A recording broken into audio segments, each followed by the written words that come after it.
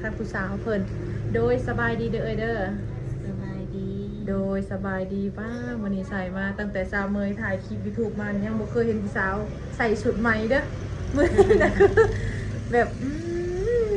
สิว่าจังไดเนาะขอบคุณเจ้าผู้งาม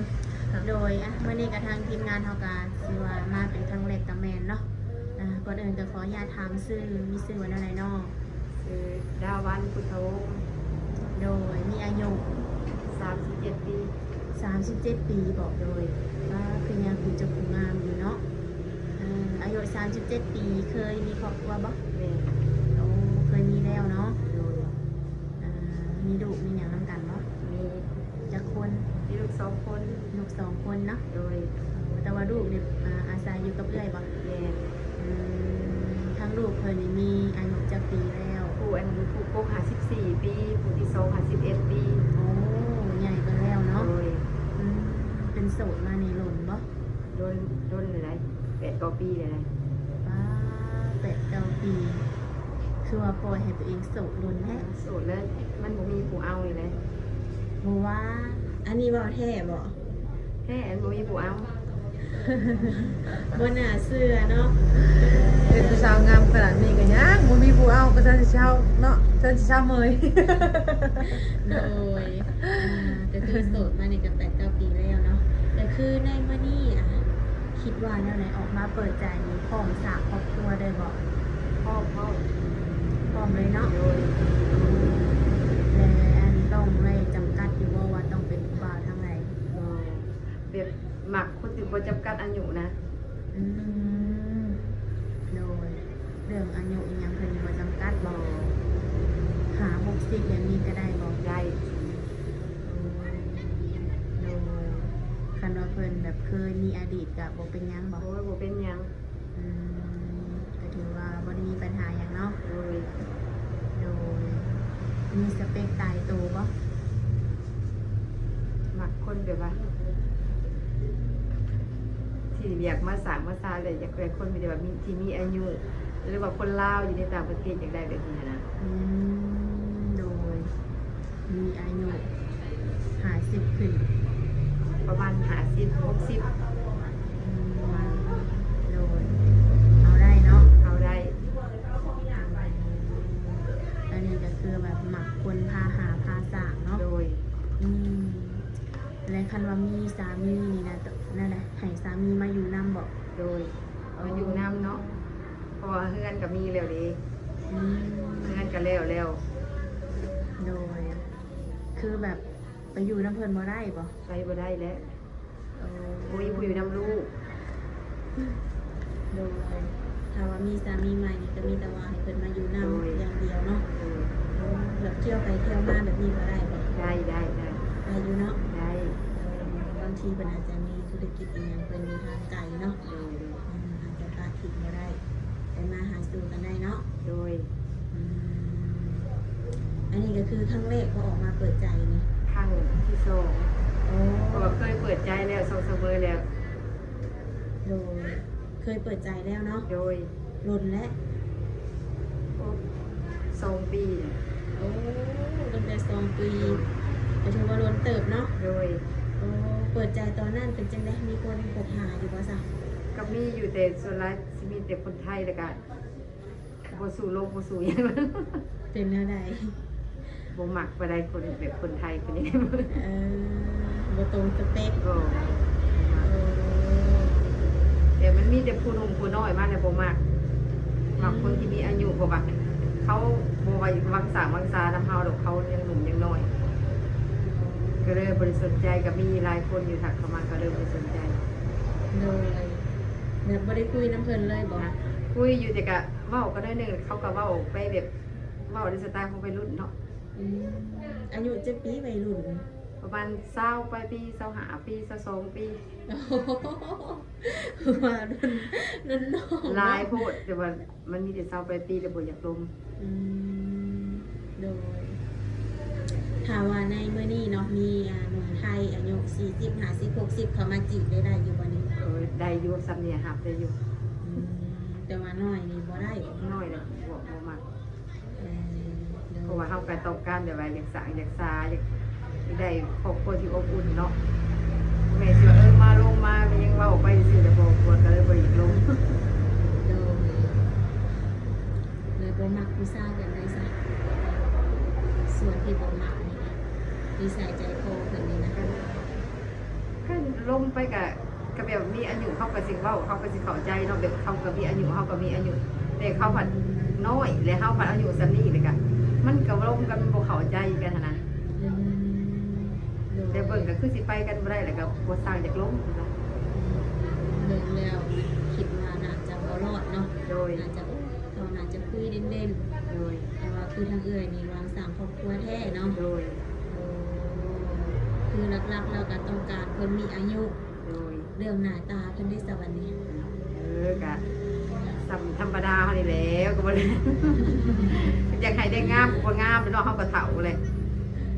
โดยพอเขาวัดเขาว่าได้ โอ้ บ่ พอเขาวัดเขาว่าได้กันได้แล้วเข้าใจกันก็โอเคเลยเนาะ โดยหมักคนอ้วนคนผอมแบบนี้ ก็สิลงสิเลือกบ่ได้ติเนาะคันบ่เห็นเป็นสิลงกันไปเนาะมันก็สิเลือกบ่ได้แล้วเลยดิ โดยแล้วแต่เนาะ แล้วแต่เนาะแล้วแต่วาสนาพาไปค่ะ โดย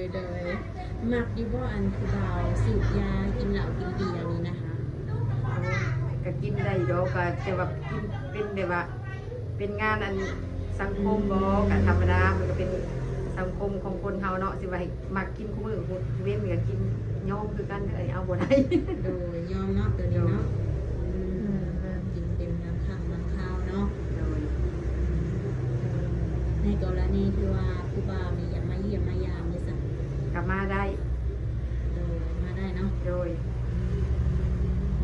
มาเบิ่งความเป็นจริงเนาะมาเบิ่งตัวจริงกันว่าซั่นซะเนาะทำกันได้ มา บ่ เบิ่งเนาะคันว่าหากพอมักก็มาเบิ่งมาหอดเงินจังซั่นก็มาได้ แม่น โดยคือบ่มีหยังปิดบังเพิ่นอยู่แล้วเนาะ บ่เงินเฮาก็อยู่3ในลูกอยู่แล้ว อื อื ม ม คันว่าหากว่ามักแล้วมาเบิ่งได้ โดย มันต้องบอกลวงหน้าเนาะในการที่มาเนาะ โดยในการที่ว่าโอลมกันเนี่ยต้องใช้เวลาหลวงบ่ ว่าดีเลยก็ลงกันไปเบิ่งลงกันไปเบิ่งเนาะไปได้กันไปได้โอเคก็เอาแล้วบ่ได้ยากได้เขาอยากได้ผัวอยู่เนาะบางคนอยากได้ผัวอยู่ เลยเดี๋ยวทุกคน จะถึงใจกูจะ ยัง เอา อยู่โดนไปกระเถาเราเถาได้สิ เออ 37แต่กระเถาแล้วได้นี่ แม่นแม่น โดยอ่ะทุกคนคือทางเอื้อยเพิ่นก็คือสิอยากสร้างครอบครัวดีแหล้วเนาะคือแบบในการร่วมกันนี่นะบอกบ่ได้เนาะมันขึ้นอยู่กับการร่วมกันเนาะ โดย บางทีร่วมกันมักหักกันบัดเอาเลยก็มีเนาะ โดย อืมโดยถ้าผู้ว่าอยู่ทางไกลแบบนี้เฮ็ดได้ซะต้องแบบ อืมเนี่ยทางไกลกูบ่าวทางไกลบ่ซะละหน่อย โดยทางผู้บ่าวนี่อยู่ทางไกลเนาะคือมาบ่ได้แต่ว่ามักหักกันแบบนี้หันนะอยากให้ทางเจ้านี่คอยแบบไปอยู่น้ำได้บ่ไปสั่งไปสาอยู่พุ่นหั้นนะ ไปสระไปซาดิอันนี้กับมันโบเดโบนอนแต่ว่าเดี๋ยวนี้ฮะลูกก็ยังน้อยอยู่พอก็อยู่เงินตางแต่ว่ามักเขาหักอะเบิ่งตัวจริงเนาะคันว่าลูกใหญ่ไปมื้อหน้าลังเทื่อสิได้ไปอยู่นำกับไปได้ แต่ว่าตอนนี้เฮาก็อยู่กับลูกเงินกะมันบ่มีไผ โดย คันไปมื้อหน้าก็ยังบ่ฮู้ อืม แต่ละคนยังบ่รู้เนาะว่าสิเป็นจังไดเนาะ โดยเบิกความเป็นจริงซะเนาะ โดย คือปัจจุบันนี้ลูกก็ยังทำเฮียนอยู่บ่ โดย โอ้โดยลูกแต่ละคนเฮียนทำสายแล้วนี่ ผู้ใหญ่น่ะเรียนอยู่ม .6 ผู้น้อยน่ะเรียนอยู่ม .1 อืมผู้ใหญ่ใกล้สิจบแล้ว โด นี่ ย เนาะโอ้โดยในการเป็นแม่เลี้ยงเดียวเนาะในความรู้สึกนี่เป็นอะไร ก็ลำบากเนาะ อืม ลำบากเลี้ยงลูกผู้เดียวเนาะ โดยก็ถือว่าตั้งแต่เลิกลากันทางพ่อเพิ่นก็บ่ได้ซอยหยังเลย บ่ เนาะ บ่บ่ โดย มันก็บ่ได้ส่งบ่ได้ยืนก็มีแต่เลี้ยงผู้เดียว สู่ซนมาตลอดผู้เดียวนะจนได้เงินอยู่ อืมในทางเอื้อยเฮ็ดเวียกเฮ็ดงานได้สัก อาชีพแม่นเฮ็ดกระแลมขายส่ง โอ้เห็ดกระเลียมขายส้ม โดยขายส่งในเมืองซิโนกับขายถั่วเบิดกับขายไปต่างเมือง ลีลาวิทบุรีขาย เฮ็ดคนเดียวนี่บ่ เป็นคนที่ว่าเป็นผู้ปรุงแต่งให้เลยสิจ้างพนักงานให้ อืมโดยเฮ็ดกระเล่มขายกระเล่มแบบมีหลายเด็กเป็นเนาะ มันเป็นจอกก็มีแล้วก็เฮ็ดเป็นธงก็มี อ่า อ๋อ เพราะว่าตัวเป็นจอกสิแม่นสิขายเขารีมาอัดเด้แต่ตัวเป็นธงน้อยๆแม่นสิขายออกนอกเมืองเด้ออกไปนอกตัวเมืองเฮา โดยโอ้ก็ถือว่ามีอาชีพอยู่เนาะ โดย อืมคือทางเจ้าก็คือแบบมีหน้าที่การงานที่ว่ามั่นคงเนาะคนที่สิเขามาหานี่แบบต้องจำกัดแบบว่าฐานะอีกอย่างเพิ่นอยู่บ่ คันสิว่าก็อยากได้ผู้ที่ว่าภาษาผู้ที่ว่ามีกำลังทางด้านทรัพย์เพราะที่ว่าอยากเฮ็ดหยังแบบคือเฮากับแม่ค้าเนาะเดี๋ยวนี้คือปัจจุบันนี้ค่ะเงินก็แล้วแล้วอยากโตเติมทางหน้าเนาะอยากเฮ็ดเป็นแบบว่าอยากเฮ็ดห้านขายเครื่องทางหน้าหั่นนะกองเฮ็ดก็เริ่มขายส่งแล้วเฮาอยากโตเติมแล้วเฮาอยากเปิดห้านขายเครื่องอยู่เฮือนแบบนี้หั่นนะ อืม ปัจจุบันนี่ค่ะ โดยอันนี้ก็คือคิดไว้เนาะ โดย ถ้าเกิดว่าคนที่สิเขามาหานี่ก็คือกับบ่ถึงขั้นว่ารวย โด เนาะ ย แต่ว่าซัพพอร์ตในการที่ว่าเฮาอยากค้า โดย ค้าขายเนาะอืมโดย เพราะว่าเฮาก็เป็นแม่ค้าแล้วก็อาชีพหลักเพราะว่าเฮาก็ต้องพึ่งตัวนี้ที่ว่า เป็นบนที่ว่าหาเงินหาคำเลี้ยงลูกหั้นนะเพราะว่าอาชีพหลักของเฮาหั้นนะ อืมได้ดีอยู่บ่ค่ะ ก็ ได้ดี ได้อยู่พอได้เลี้ยงลูกพอได้เลี้ยงลูก โดยอันนี้ก็คืออาชีพหลักเลยแม่น โด บ่ ย แล้วคือมื้อนี้แต่งตัวงามสิไปทางไหนสักอัน มาได้ นี้ ใส่บาตรมื้อนี้มันสิ้นเด้สิ้นเพลงเด้ มื้อ บ่ นี้ ได้ไปเที่ยวงานบุญบ่ ไปแล้วมาแล้วไปใส่บาตรไป โดยอันนี้ก็คือหาจะขึ้นมาแต่ใส่บาตร โดย เนาะคือพอดีว่ามาเจอกับทางเฮาเนาะสมัยนะ แม่ พอดีว่าเป็นโสดอยู่ก็เลยว่าเปิดใจมานั่งโอ้ร่วมกันลองเบิ่งเนาะ โดย หลังจากโอ้ร่วมกันแล้วสิไปทางไหนต่ออีกว่าซั่น สิมื้อได้ลูกสิมาแต่โรงเรียนได้ลูกสิกินข้าวก็ต้องไปส่งกินลูกก่อน จะมาเป็นก็เลิกเลยเนาะ 41 โมงเลยเนาะ เดี๋ยวคือทางเอ่ยกับมีพีนี่น้องอยู่มาซะ มีน้องมันเลยเป็นหาคนเลยมีเงินมีทรายเบิดทุกคนเลยมีเงินเบิด โดย เลยข่อยเลยเป็นผู้อันข่อยมีอ้ายผู้หนึงเลยข่อยเป็นผู้ที่สองเลยมีน้อง3คน เป็นป้าหมู่ โดยแต่ว่ายังงามมาสมัยเนาะ แม่ 37ยังงามอยู่เลยทุกคนเลยเดี๋ยวมีทางติดต่อให้ทางผู้บ่าวว่าซั่นนี่นะ มีเนาะมีเฟซมีไลน์มีบนแอป โดยสะดวกแจกแบบใดแบบในคลิปเลยเดี๋ยวว่าหลังไม้นี่นะ เจ็บไปในคลิปเลยก็ได้บ่เป็นหยัง เนาะ เอาเฮาโสดแท้เนาะเฮาบ่ได้ตัวอภัย โดย เฮาบ่ได้เฮาจริงใจแท้เนาะคันมีผู้มักผู้หากระทักเข้ามาได้ลงกันเบิ่ง โดยใช้ทางติดต่อมาสู่เบิ่ง เฟ ดู ซเจ้าอ๋อโอเคเอาเฟซก็ได้ คือโสด100%เนาะบ่ได้ปิดบังหยังเนาะ สนใจมาเบิ่งเงินเบิ่งซานก็ได้ โอ้ โสดแท้ได้ มาหายกันเล่มซอยเนาะเนาะยังสบายเนาะ มีงานดี สัญญาณบ่ดีได้อยู่ในนี้โอ้ยสิหาผู้บ่าวก็ยากสัญญาณนี่เนาะจะบ่เป็นบ่เป็นใจให้เลย เฟซเนาะใช่ ใช่ เอา ให้ เป็น เขา ซีกเอาเป็น เอาเป็นชื่อ ชื่อ เขาไป มินตาพุทธวงศ์ ตัวลาว พูดเขาไปอีก เนาะยันเพิ่นอยากเห็นในหูโปรไฟล์เป็นแบบใด แม่ ภาษาลาวบอก โดย ใช่ อยู่สิหาเนี่ยเป็นอยู่ในสมัยเนาะ นี่คุณพี่กดเขาแบบนี้คุณพี่ได้ปะ ได้เดี๋ยวกันยังบ้าง โอเคนั่นแหละ ใช้หาเบิ่งใกล้ๆก่อน ข่อยจะอย่ามาใกล้เด้อสับข่อยมันกล้องเสียมันสิชัดดึก ไล่แบบนี้นะ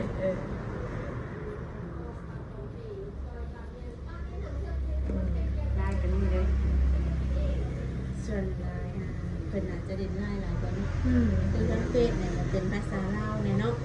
มาเป็นอาจจะคนหาแบบบ่เจอเอาเป็น QR ได้ลายเด้ QR เปิ code ดเอื่อยมันสัญญาณอยู่ในไลน์ สัญญาณแต่ละหน่อย อยู่ดีสัญญาณบ่ค่อยมีเนาะ สงสัยคือเต็มว่ะก็มีวะ มีอยู่ นนี้ก็จะเป็น QR โดยทุกคนเลยนี่ใครที่ว่าสนใจอยากลงน้ำเอื้อยเพิ่นทักไลน์เข้ามาเลยทุกคนเลยเสมอเบิ่งบ่ โอเคได้โอเคได้อยู่เนาะ โอเคใจ โดยกดออกในได้เด้อก็ถือว่าคือแบบแจกทาง2 ช่องทางเลยเนาะก็บ่ปิดบังหยังเนาะ โดย บ่ต้องห่วงว่า บ่ปิดบังคันบ่มักบ่หักก็มีแต่ถักมาซื้อกระแลมซอยก็ได้บ่เป็นหยัง ส่งอยู่บ่ไปไทยนี่ บ่ส่งบ่ได้ไปไทยเพราะว่าเขาบ่ได้ใส่สารกันบูดเด้ส่งได้แต่แถวเมืองแถวแพงเอาเพราะว่าใส่กล่องโฟมมันแข็งนะครับต้องใส่กล่องโฟมแล้วฝากไปเด้ฝากรถไปบ่มีรถโดยสารไปหับ โดยอย่าลืมมาอุดหนุนแม่ค้าขายเจ้ายังเลยสักทุกคนเด้อ ก็หาคนที่มาหัดเก่งเลยหัดกระเล่มเก่งนั่นแหละ บ่เอาคนหายกระเล่มค่ะเพราะว่ามีแล้วจ้างเรียบร้อยแล้วไม่ได้แต่คนมาลงทุนแบบว่ามาสร้างมาห่วงทุนเฮ็ดให้เป็นหุ้นกันแล้วพอผู้หายค่ะจ้างเรียบร้อยแล้ว มีเรียบร้อยแล้วเนาะ โดย ไปจ้างเขาเจ้าเป็นวันบ่เป็นเดือนละเดือนละ เฮ็ดรายได้รายทาง1 50,000 โอ้ เฮ็ดรายได้ราย โอ้เดี๋ยวเขาเห็ดได้ไร เฮ็ดเหมา มือหนึ่งนี่บ่จักทางเลย มื้อหนึงเพราะว่าพนักงาน8 คนหรือว่า10 คนบางคนก็สิได้ผู้หนึง4ทาง5ทาง7ทางก็มี2คนน่ะนะ โอ้ ลายเพราะว่าช่วงนี้มันก็ขายบ่ดีไปได้ก็ได้ขายอยู่แต่ว่าช่วงร้อนนี่ขายดีจนว่าเฮ็ดแต่4 โมงเช้าจน11 โมงอย่าได้พักผ่อนพนักงานก็ได้เงิน 11 โมงกลางคืนนี่ได้เป็นวันอะไรโอ้ยเป็นไงเนาะโหดเฮงกันเลยอ่ะ เรา ยัง บ่ ได้ ได้อยู่ได้กินเนาะ เนาะทำมาเฮ็ดเขาบ่ บ่ได้ ได้ อยู่ได้ เนาะ กินจนว่าเลี้ยงลูกใหญ่จนว่าเฮ็ดเงินก็แล้ว อย่างเงี้ยกระเล่มเนาะ โดย เมื่อยหาแล้ววันนี้อ่ะมีแต่ให้คนมาหาซอย โดย เนาะเนี่ยวันจันทร์เนาะโดย ซะโอเคซะเนาะทางติดต่อก็ได้แจกเลยเนาะ โดยสบายดีเนาะ สบายดีเด้อ